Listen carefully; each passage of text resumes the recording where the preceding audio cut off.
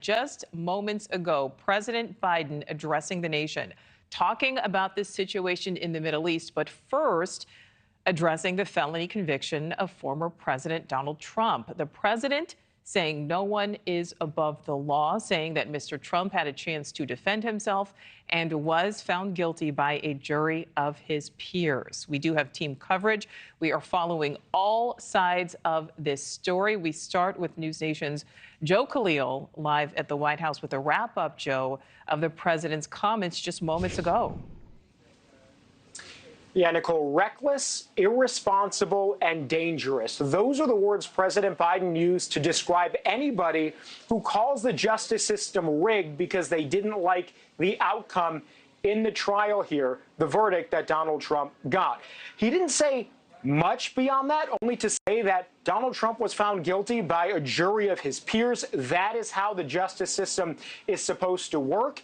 And then he sort of moved on from there. He didn't really attack Donald Trump in personal terms as the Biden campaign did yesterday in their initial reaction, calling Donald Trump unhinged and sort of an agent of chaos. We did not hear that from President Biden today. I also thought it was interesting that he took that issue head on right off the top. He didn't wait for questions about it, and he did that before his piece on the Middle East and in Gaza. And then when he transitioned to the Gaza piece, Nichole, that was substantial. He basically described a peace deal that is on the table right now, phase one, phase two. In the first phase, it would be a temporary 6-week pause in fighting where some hostages would be released. Phase two would be a permanent ceasefire in which all of the remaining hostages would be released. And he addressed Hamas and Israel directly, saying to Hamas, they need to take this deal now. He says that the United States will be there to help rebuild some of the infrastructure in Gaza that's been destroyed, and we're going to be there for humanitarian assistance for innocent Palestinian civilians that are still struggling now.